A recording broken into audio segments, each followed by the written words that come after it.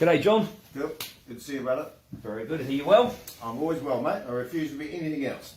That's all. That's very good to hear, John. Well, we haven't seen each other for a few weeks. Look, we've been a bit of hit and miss going on. That's just life, I think. We're all pretty busy people. And we apologise. We'd like to keep it as consistent as we could, but life gets in the way. So COVID was a big problem here. It shut the snooker estate down for a week, and all our staff caught it, so that delayed it for a week. So yeah, that made it very difficult.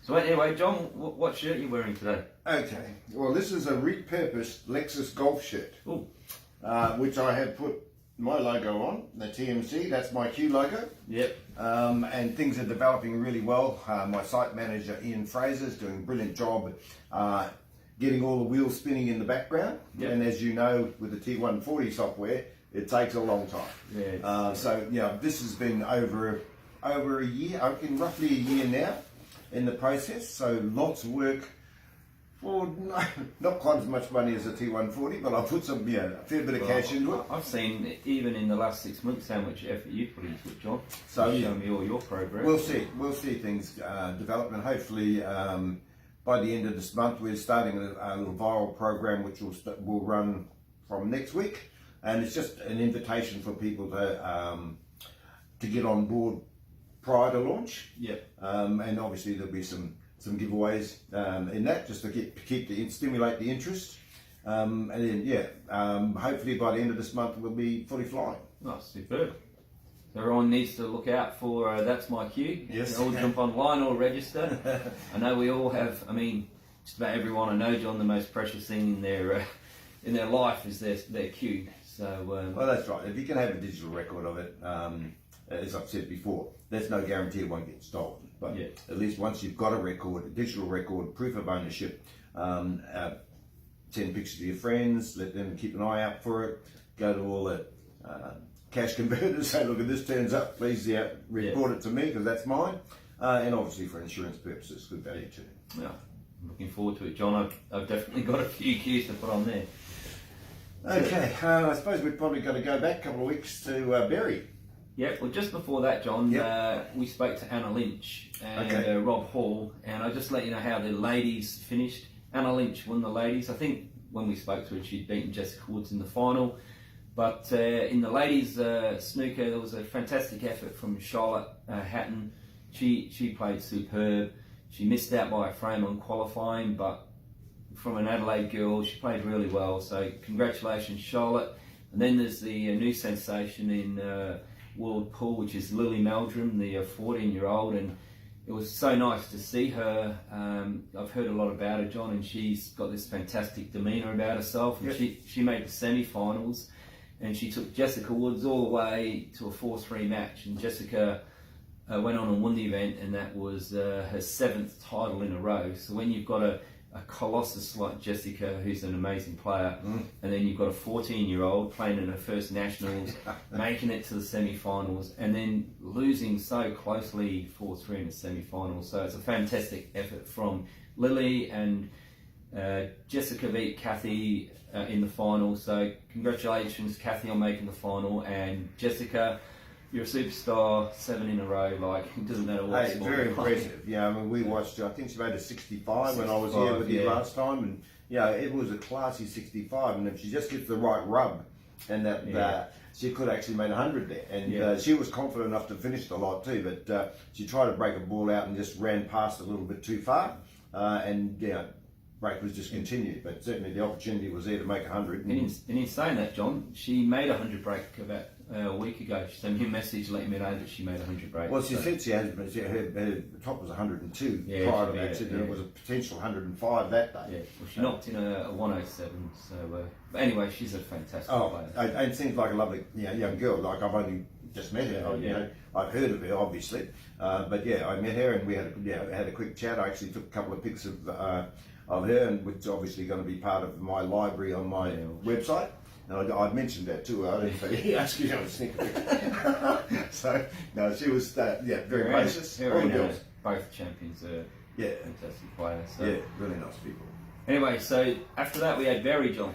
yes, mate. And one of my favourite events. Not that I've played there much. But well, you've won it how many times? 3. Only the 3 times. Yeah, so, yeah. And that is a tough four event. between us. Yeah, 4 between us. So yeah, 3. That's a big effort because it's so tough to win because they're short races. So you have to be on your game every match. There's no sort of I'll just cruise a bit because if I lose that frame, it doesn't matter. In short races, it's very important that your shot selection is on point and your execution is perfect. And then obviously, really good. I've got to give a shout out to young Eric Westerholm. Yep. Eric was one of our junior champions, junior world champion, teams champion. Yep. And that's only like 5 or 6 years ago. And then stopped playing and has only recently come back, picked the queue up again, reinvigorated his interest, and he's made the quarters. First time back in a major competition. Good effort to him.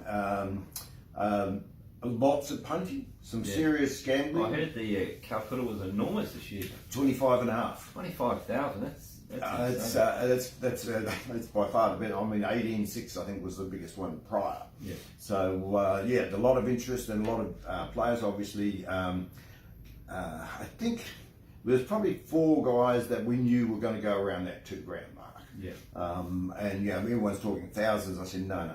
This is going to be a lot bigger than that.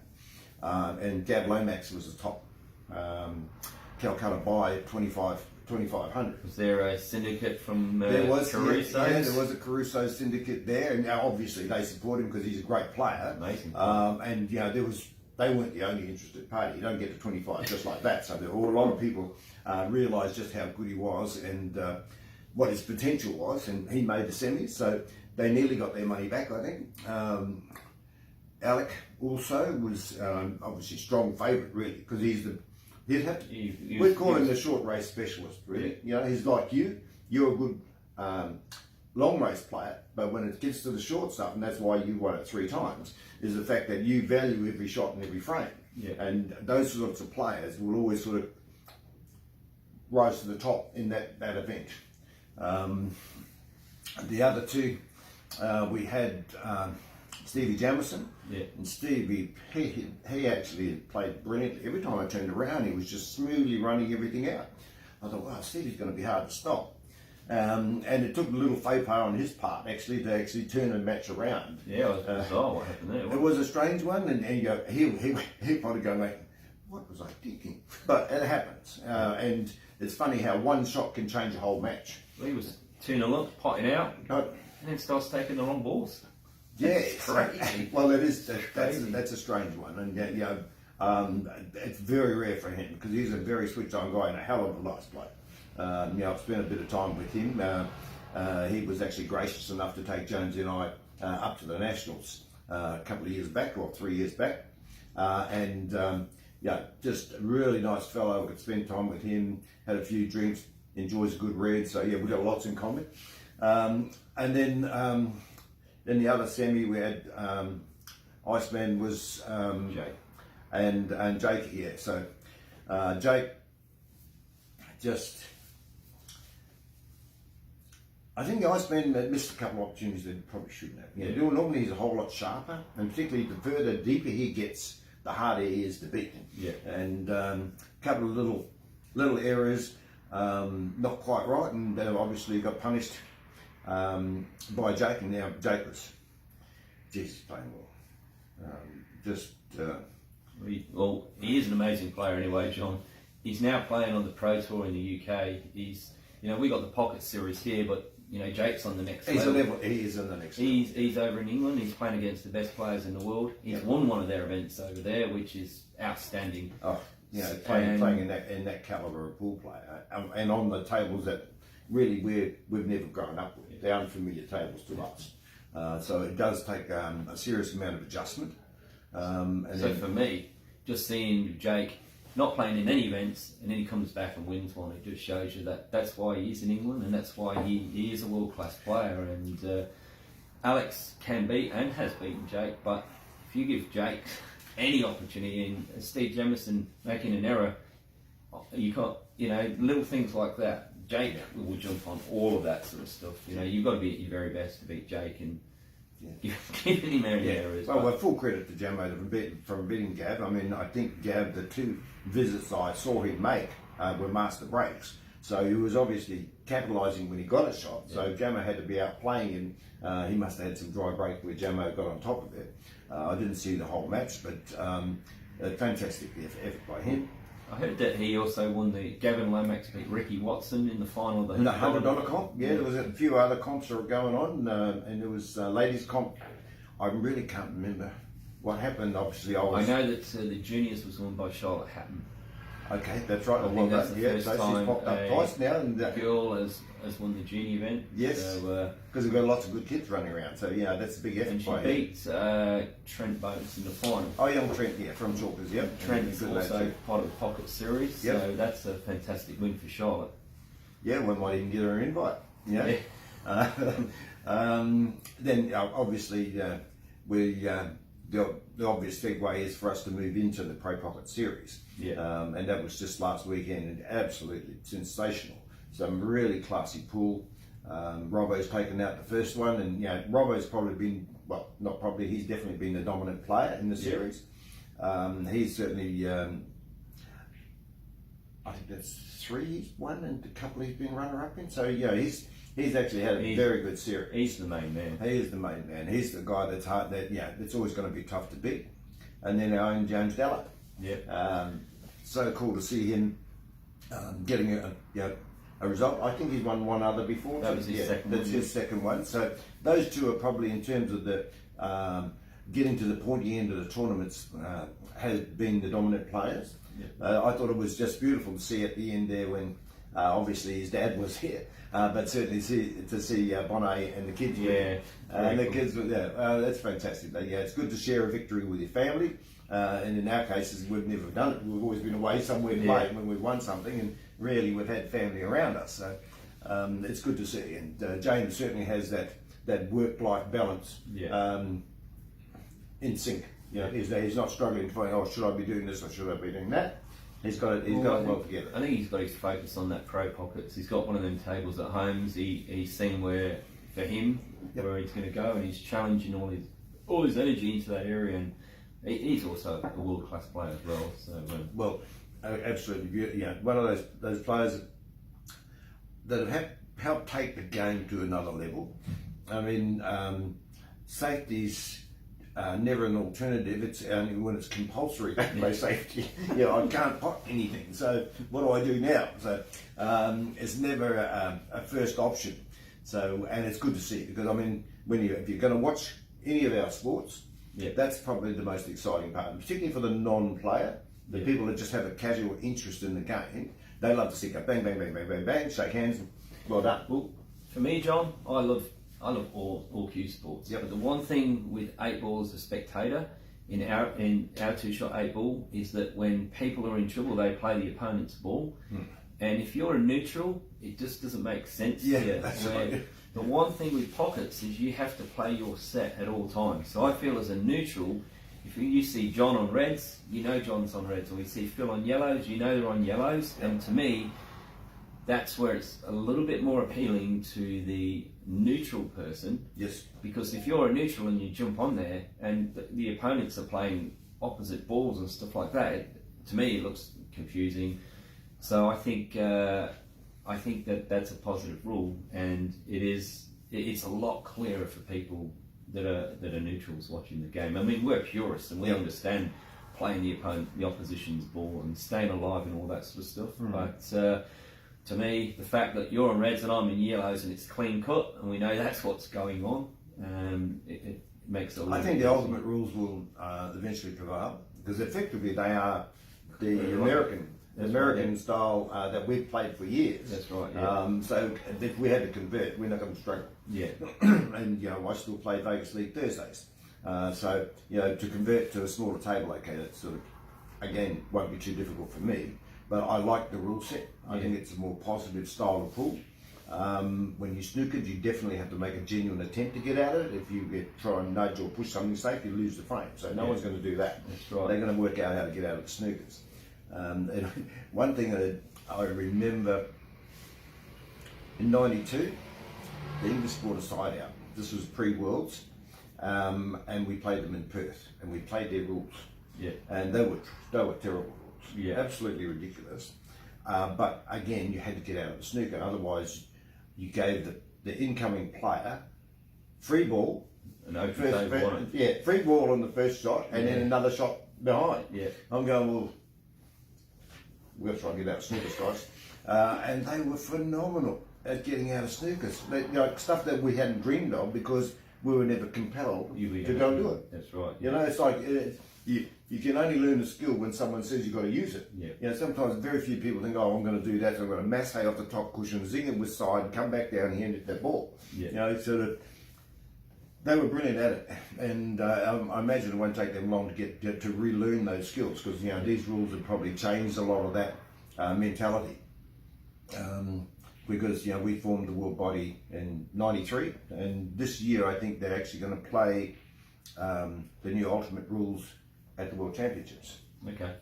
So we'll see how that goes. Well, I remember many years ago when they changed from the old rules to the new rules. That's what happened at the World Championships, wasn't it? Yep. They put them in there, and straight away Australia implemented the change. And well, we were fortunate. We were instrumental in putting those rules together because they were 90% South Australian rules. Yeah. And so at that time, South Australia was one of the few states that actually played those rules across the state. That's right. Yeah. You know, everyone else had different rules here. Yeah. That district played these rules, and that district played that rules, in Victoria in particular. And then once they implemented the world rules, and a lot of them were actually cut and pasted off the South Australian set of rules, and it was minimal change for us. Yeah. Okay, what else we got going on, Phil? I think we've got a big evening coming up. We have, but just before that, John, we had the we had the T140 first ranking snooker tournament. Okay. So once in the T140 event, once you've played in 8 events, you get your player advantage. Yep. And then once there's more than 50% of the players in a competition with the player advantage, Yep. Ranking points become available. Okay. So they ran the tournament that had 8 players that had got their player advantage, official one. So there was 9 of us actually played off, and whoever won that event was officially the #1 ranked player in the world at the moment. So okay. Chris Wilmer won that. Oh, so, wow, #1 in the world. Chris Wilmer is officially the #1 T140 player in the world, followed by Craig Hess, who came second, and I squoze in 3rd spot, John. So currently #3 in the world in T140. Yeah, it's pretty hard when you're giving away big handicaps, though. Phil. No, but it's still good, and that's why that sport's designed that way, to give everyone a chance. Yep. And Chris Wilmer is someone that supports all the Q sports, plays Super League, Vegas, snooker, I know, he loves the game. Yeah. So congratulations. He's very committed. Yeah, well done. Chris, yeah, well done. I was unaware of this, so next time I see him, I'll shake his hand. Current world #1 ranked player in the world. T140 #1. And we had him, he competed in the state championships on the weekend. I told him, you're #1 in the world, so you now need to play in the state championships. So on the weekend we had the South Australian State Snooker title, which obviously is our premier event in here. Yep. And it's hotly contested, and it's an event, although snooker has a small number of people playing in it, it's still very competitive, and to get your name on the honour board out there, we've got 96 years worth of history out there. Fantastic. So there's some huge names on that honour board too. So getting your name on that honour board, and the fact that it's there and you come in and you can see it is a privilege. And we had a really good field on the weekend. When you've got the likes of Tyson Crinnis, #5 in Australia, and Mikey Cassiola and James Georgiadis and Stacey Vine and Ray Foley and Peter Udich, Frank Zhao. We had a very Darby, two-times champion, multiple champion, yeah. Brian Zhu, last year's semi-finalist. So we had a very good field, John. Yep. And as you know, in the round robins from playing 8 ball, everyone's seeded. And then at the end of that, where everyone finishes in the draw, that's where you go into the knockout stage. Okay. So if you see the draw on the weekend, the top half was fairly Very loaded. loaded. The top half, when you had Tyson and Mikey and James and Stacey Vine and Ray Farley and Peter Darby all in one half of the draw. Wow. So so I was probably the major beneficiary, John, from not losing a frame on the first day. Okay, so they gave you the seating at the top, and they all were, because they lost matches, they would funnel down into the other half. So Stacey was the number 1 seed, and he lost on the black ball games. Kieran Maguire dropped him down. Tyson Crinnis, he played 3 shots in a row where he missed the ball, where he could hit it. Oh, okay, yeah. And so he's gone fine to hit the red, he just missed it. And he's gone fine again, just missed it. He's gone fine again, missed it 3 in a row, automatic loss of frame. Yeah. So he dropped a frame there.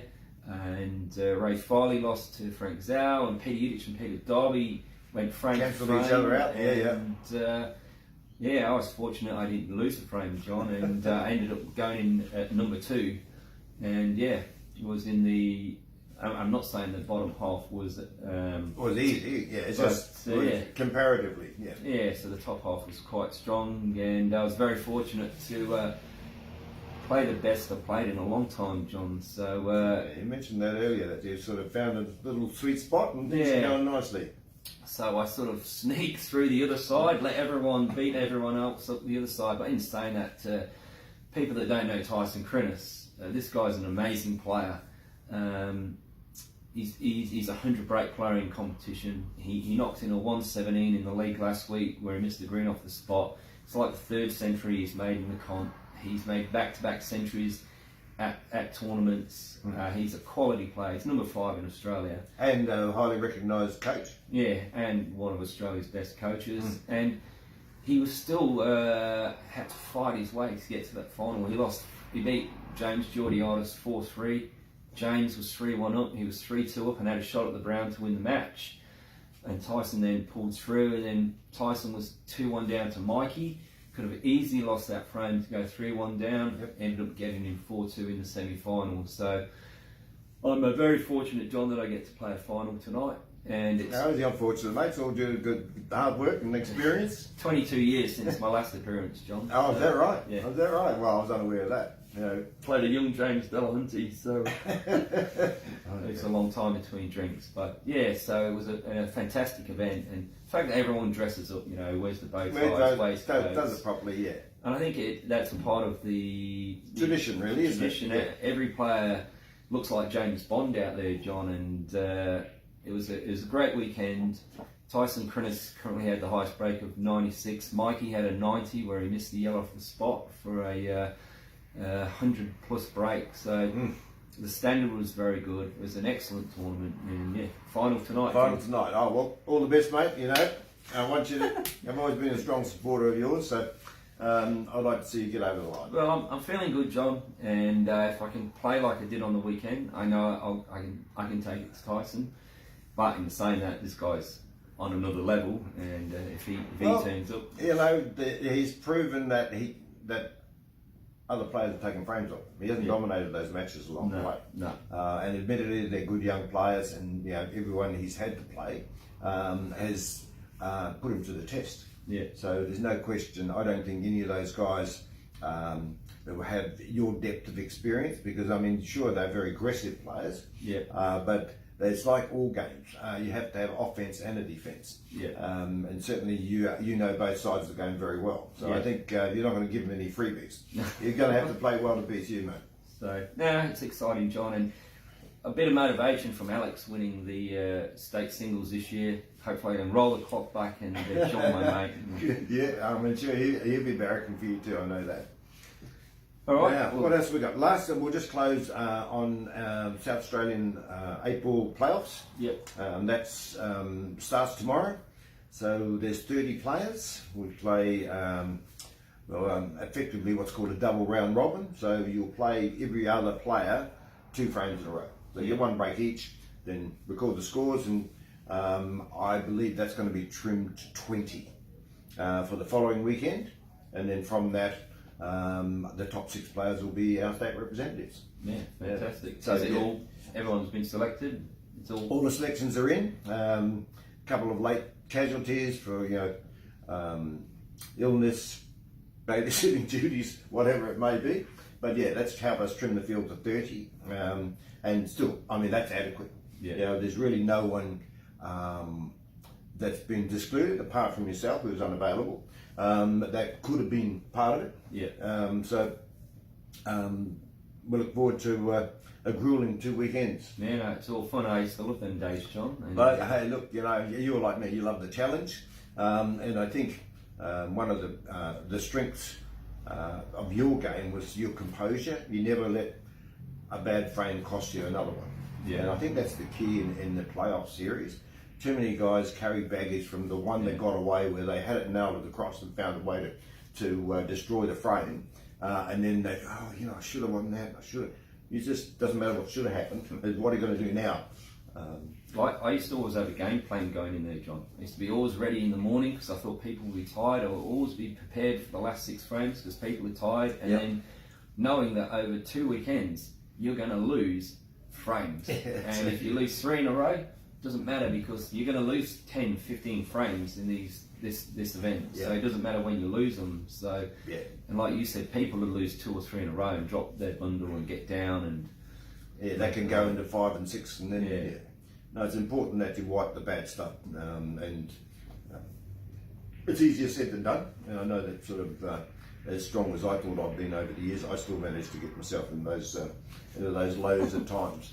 But look, Phil, it's always good to catch up. To everyone out there, we'll try and be a little more regular. It's just one of those things. I think now that most of the COVID issues have gotten behind us. And we'll try and get this going, and at least back on a fortnightly basis. So, please, any information, if I forgot it, I apologise, but please get in touch with me, and we're only too happy to talk about anything. So, anyway, John, it's a pleasure to see you, buddy. As usual, always great to catch up. See you in a couple of weeks, if not before.